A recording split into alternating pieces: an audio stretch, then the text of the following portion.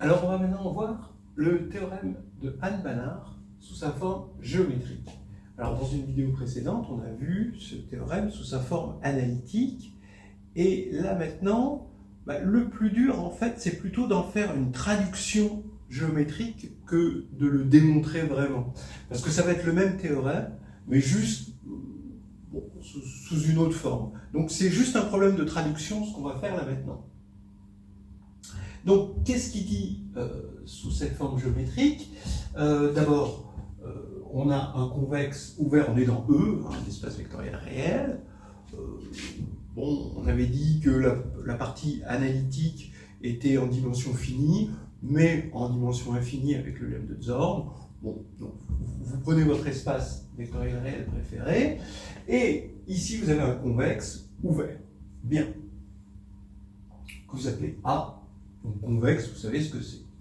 Maintenant vous avez un convexe B, qui a aucune autre propriété que d'être convexe a priori, et on va supposer que A et B sont des convexes disjoints, d'accord, non vides, évidemment, donc, et A ouvert.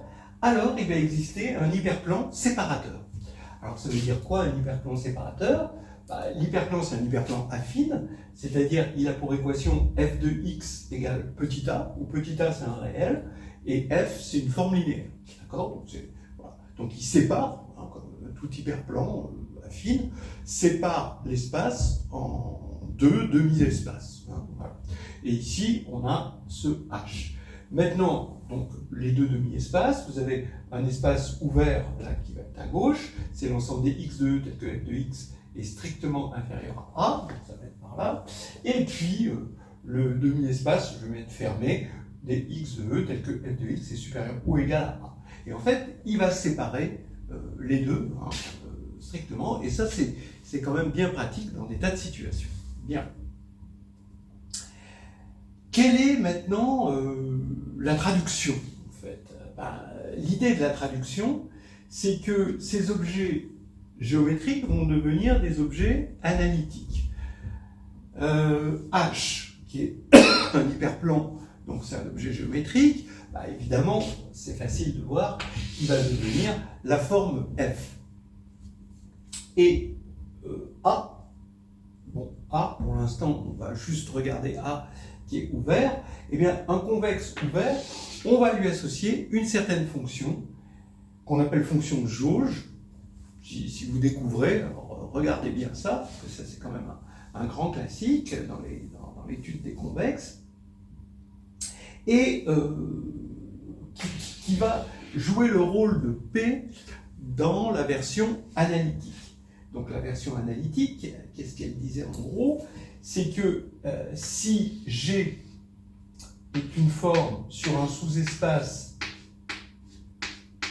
G, grand G de E, et G est inférieur ou égal à P, où P c'est une fonction positivement homogène, d'accord, donc positivement homogène, donc P de lambda x égale lambda P de x dès que lambda est un réel positif, vérifiant l'inégalité triangulaire, alors cette forme G va pouvoir se prolonger en une forme G tilde, donc mais elle sur E, d'accord, donc elle se prolonge, et qui reste inférieure ou égale à P.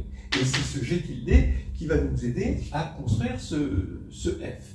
Donc maintenant, il va falloir trouver une façon de traduire cet objet géométrique, de la même manière que cet hyperplan est traduit en une forme linéaire, évidemment c'est un hyperplan, c'est tout droit, donc c'est linéaire, mais ce convexe ouvert va être traduit en une fonction positivement homogène et vérifiant l'inégalité triangulaire avec la convexité.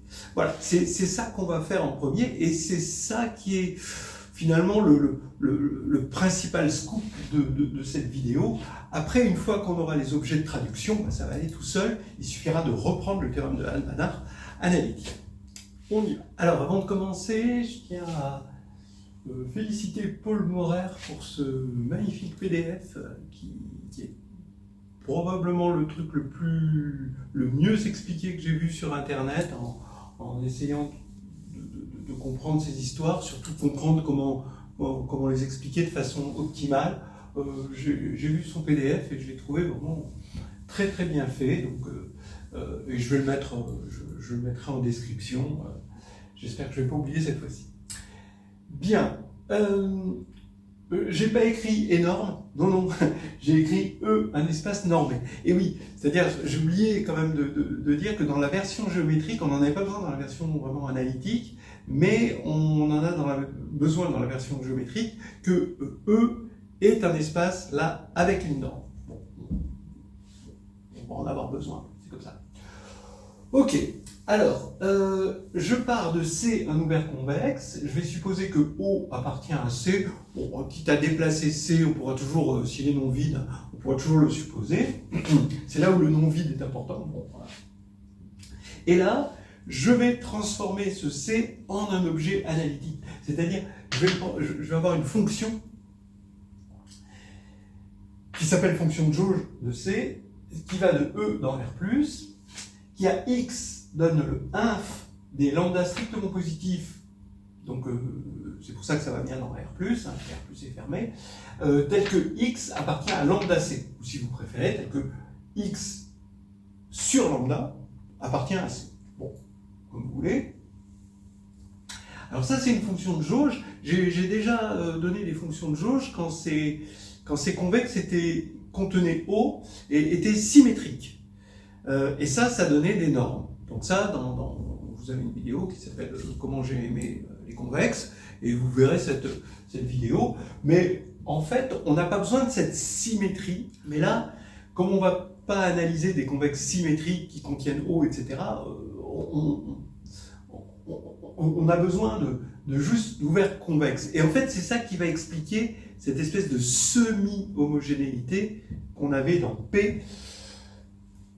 Vous avez compris, en fait, c'est que pour les normes, là, on a besoin d'une homogénéité tout court. Bon, alors, voici les propriétés de cette fonction JC. La fonction JC, d'abord, est bien définie, ce qui n'est pas tout à fait évident. Il suffit de démontrer que, en fait, ça, c'est non vide.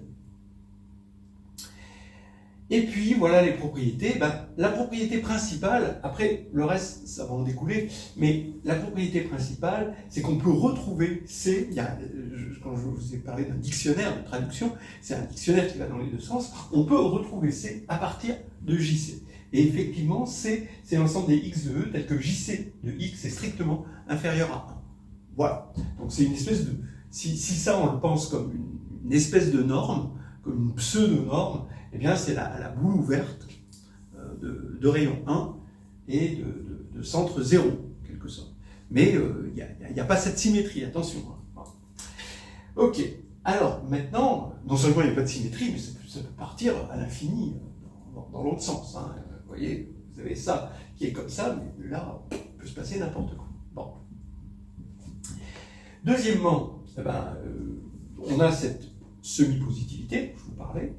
Un troisièmement dont on va avoir besoin, c'est que JC de M va être positif, mais va être, bon ça c'est évident, mais il va être inférieur ou égal à un certain M pour un M fixé, quel que soit X, M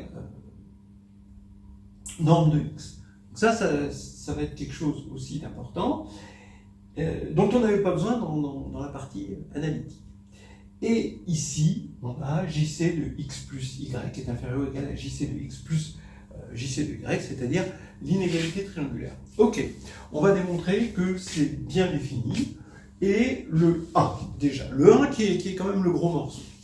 Alors, bien défini, bah oui, parce que ça part du fait que C est un ouvert. Ça, on en a besoin. Regardez, puisque C est un ouvert qui est non vide et qui contient 0, eh bien, on a une boule ici. Il existe un R strictement positif et une boule B de 0R qui est inclus dans C. Donc déjà, vous voyez qu'on a besoin absolument que E soit norme. Alors maintenant, qu'est-ce que je vais faire? Je vais prendre un lambda strictement supérieur à norme de X sur petit r. D'accord? Petit r est strictement positif, hein, peut prendre un lambda comme ça. Et ça implique que la norme de x est strictement inférieure à lambda r. Oui, c'est clair. Et donc, ça implique que x appartient à b de 0 lambda r, bien sûr. Mais b de 0 lambda r, c'est lambda fois b 0 r. Bon, ça c'est clair. Et ça, c'est, d'après ce qui est ici, c'est inclus dans lambda c. Voilà. Donc ça veut dire que, comme je peux toujours prendre un lambda qui est strictement plus grand que ça, eh bien, cet ensemble ici, qui est là, il est non vide. D'accord? Donc il est non vide, et on a un inf, et donc la fonction est bien définie. Maintenant, on va voir le 1. Alors le 1, c'est le plus important. Je vais appeler i de x, justement, pour x fixé, l'ensemble des lambdas tel que x appartient à lambda c. Et maintenant, qu'est-ce qu'on peut dire comme propriété de i de x? Eh bien, voilà, je vais définir la fonction phi qui va de r plus étoile dans E, qui a lambda, donne x sur lambda. Je vous rappelle que x, il est fixé au départ. Hein, d'accord? J'ai fixé x dans E. Ok. Et donc, qu'est-ce que je peux dire? Je peux dire que i de x, c'est phi moins 1 de notre convexe C. Bah oui, d'accord, puisque c'est vraiment la définition. X appartient à lambda C si et seulement si x sur lambda appartient à C, donc si et seulement si phi de lambda appartient à C. Bon, donc là, ça c'est clair. Donc, le fait que C est ouvert et que phi est évidemment continu va faire que i de x est un ouvert. C'est un ouvert de r plus étoile. Bon, déjà, on sait que c'est un ouvert. Alors maintenant, on va voir que i de x est une demi-droite. C'est-à-dire quoi? C'est-à-dire, si lambda est dans i de x, eh bien, tout mu supérieur ou égal à lambda est encore dans i de x. Alors maintenant, entre ouvert et demi-droite, ça va être un intervalle, forcément, et un intervalle ouvert. Bien. Donc, montrons que c'est une demi-droite. Comme C est convexe et contient 0, hein, les 0 appartiennent à C, donc je vais regarder x sur mu, et il faut que je montre que x sur mu, pour montrer que mu appartient à i de x, je vais montrer que x sur mu appartient à C. Ben oui, x sur mu est égal à lambda sur mu fois x sur lambda plus 1 moins lambda sur mu fois 0. Voilà. Mais comme x sur lambda, par hypothèse, est dans C et 0, ils sont dans C tous les deux, et bien là, j'ai forcément... Donc mu, il est plus grand que lambda, donc ça c'est compris entre 0 et 1, ça aussi. Donc, voilà, donc C étant convexe, et bien x sur mu, il est dans C. Voilà. Donc ça y est, on a démontré que i de x est un intervalle, voilà, grâce à ça, ouvert grâce à ça, et donc son inf, c'est jc de x par définition. Voilà, ben maintenant, comment on va traduire C? Ben, x appartient à C. Ben, regardez, x appartient à C si et seulement si 1 appartient à i de x. D'accord? Parce que comme ça, si 1 appartient à i de x, ben, gx appartient à C. Et si gx appartient à C, ben, j'ai forcément 1 appartient à i de x. Ça, c'est clair. Donc, ça veut dire que C, c'est exactement les éléments tels que 1 se trouve dans i de x, donc 1 se trouve là-dedans. Donc ça veut dire que C, c'est l'ensemble des x de E, tel que jc de x est strictement inférieur à 1. Pas très très joli. Voilà. Maintenant, ça y est, on est armé pour 2, 3, 4. Alors, on va montrer le fait que jc est positivement homogène. Je rappelle que i de x, c'est l'ensemble des lambda strictement supérieurs à 0, tel que x appartient à lambda c. Donc i de mu x, on va prendre mu un réel positif, strictement positif, ça va être par définition l'ensemble des lambda tel que mu x appartient à lambda c. Mais évidemment, Si lambda est dans ix, alors en multipliant par mu, je vois que lambda mu, il est dans i mu x. Et réciproquement, en divisant par mu, qui est strictement positif. Donc ici, on voit bien que i de mu x, c'est mu i de x. D'accord? Voilà, hein, on a cette équivalence qui est assez évidente. Donc ça veut dire que i de mu x, comme mu est strictement positif, et on multiplie mu par un intervalle ouvert jc de x plus l'infini, en multipliant par mu, ça va nous donner l'intervalle ouvert mu jc de x plus l'infini, évidemment. Et donc, on a bien que jc de mu x, c'est mu jc de x. Donc, on a deux. Et maintenant, le troisième. Il faut montrer qu'il existe un m tel que jc de x, bon, qui est positif, ça je pense que tout le monde en est convaincu, est inférieur ou égal à grand M fois la norme de x. Allons-y. Eh bien, ici, regardez, vous partez d'un x dans E. Attention, m doit être indépendant de x. Hein. Bon, on va supposer x différent de 0, évidemment, parce que si x égale 0, c'est évident. Et je vais fixer R tel que la boule de centre O et de rayon R, la boule ouverte, est incluse dans C. Je fixe un epsilon quelconque hein, dans 0R, dans l'intervalle ouvert 0R, et donc R moins epsilon sur norme de x fois x, bah forcément, sa norme ici est strictement plus petite que R, d'après mon choix de epsilon, et donc ça veut dire que c'est dans C. D'accord? Ça veut dire que x, ce truc-là, est dans C. Voilà. Donc, si c'est dans C, c'est donc que le facteur norme de x sur R moins epsilon, d'après la définition de i de x, eh bien, ça veut dire que ce facteur-là, ici, lambda, appartient à i de x. D'accord? C'est la définition. Donc maintenant, d'après la définition de jc de x, qui est le inf de ces éléments-là, eh bien jc de x est inférieur ou égal à cet objet. D'accord? Voilà. Bon, ben maintenant, ça y est, on a notre m. Hein. Notre m, ça va être 1 sur r moins epsilon. D'accord? Voilà. Ça a l'air arbitraire comme ça, mais voilà, on a trouvé un m qui était indépendant de x, puisque R est indépendant de x, epsilon a été choisi indépendant de x, etc. Bien, alors maintenant, plus que l'inégalité de convexité, c'est-à-dire l'inégalité triangulaire, donc je vais partir de x, y dans E.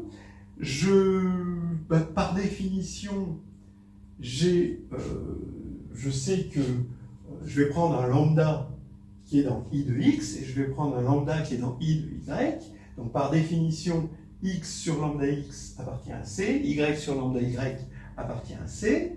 Donc maintenant, quel que soit epsilon strictement positif, je peux trouver un lambda x qui est inférieur ou égal à jc de x plus epsilon, et un lambda y inférieur ou égal à jc de y plus epsilon.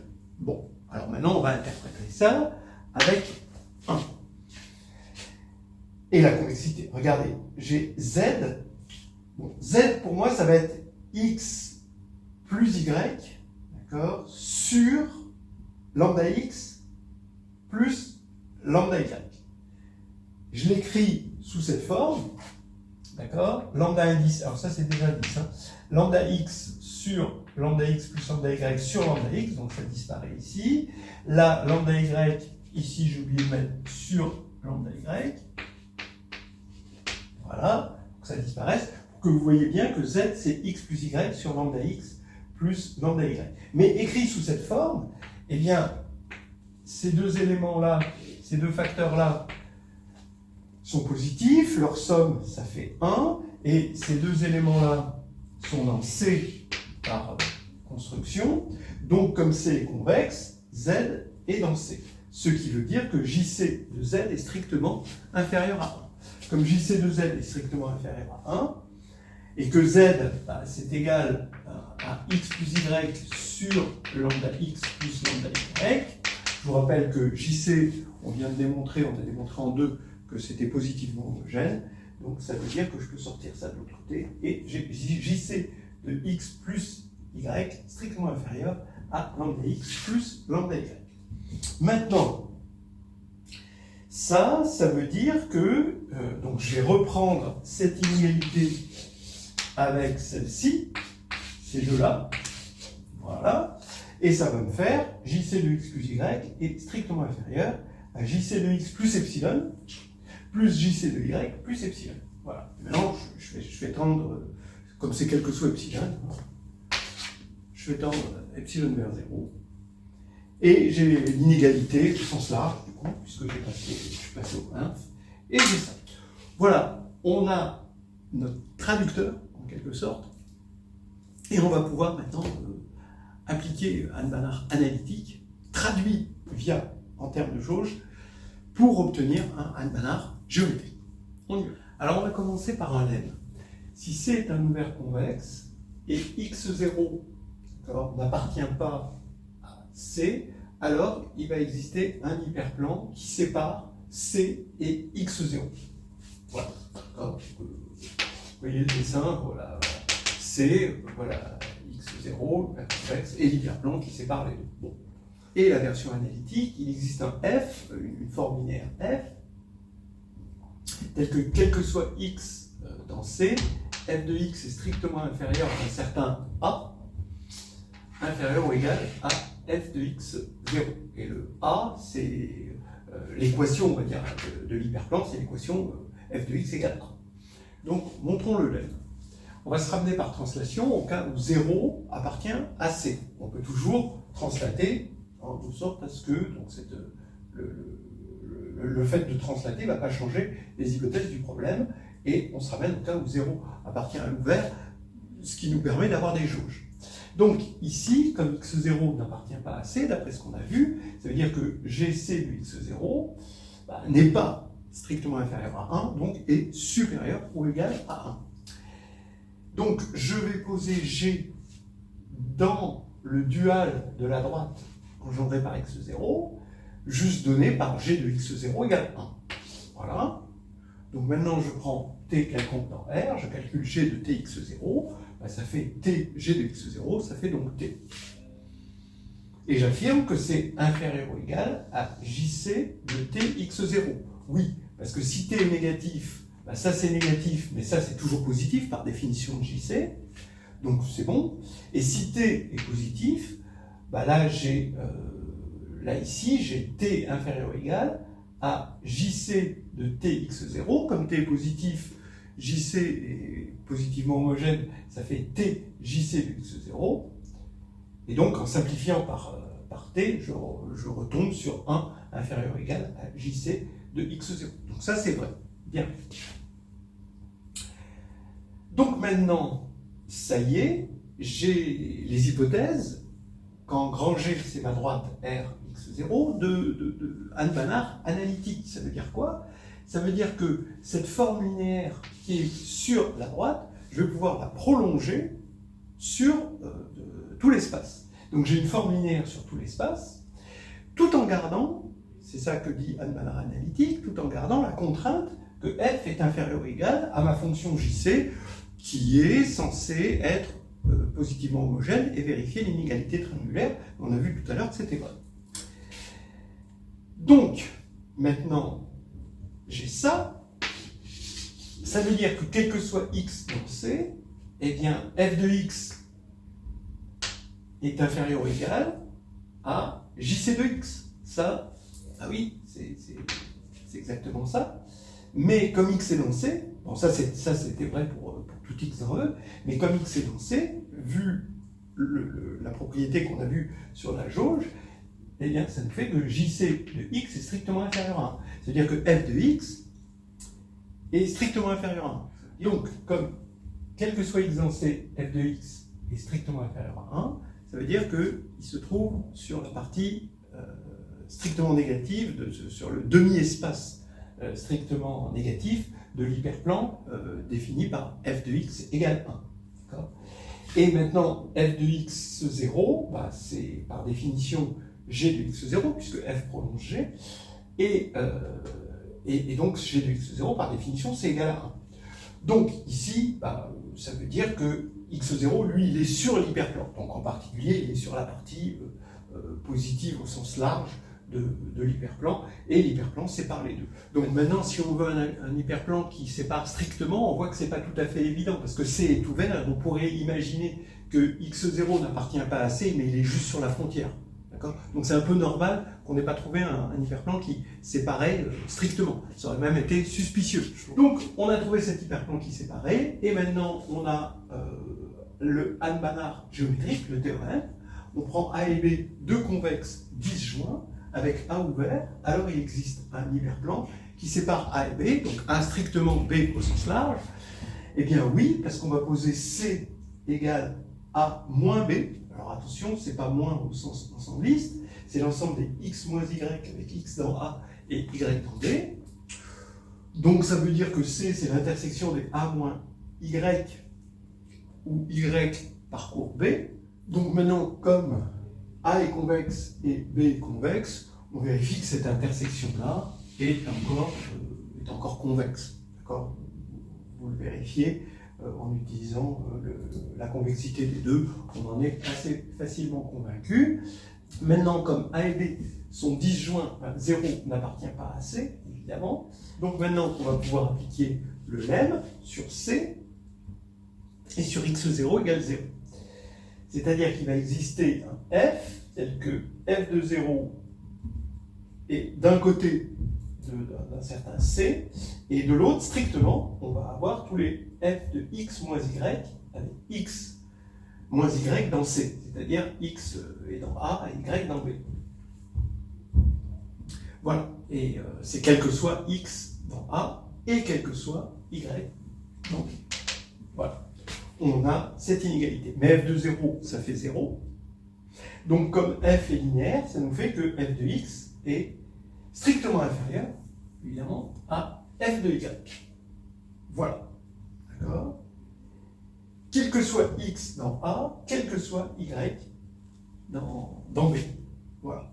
Donc ça y est, on a trouvé notre hyperplan séparateur, c'est-à-dire que quand je vais prendre le sup quand x appartient à A et le inf quand y appartient à B, eh bien j'aurai toujours que le sup ici sera inférieur ou égal cette fois-ci au inf des f de y appartenant à B ici.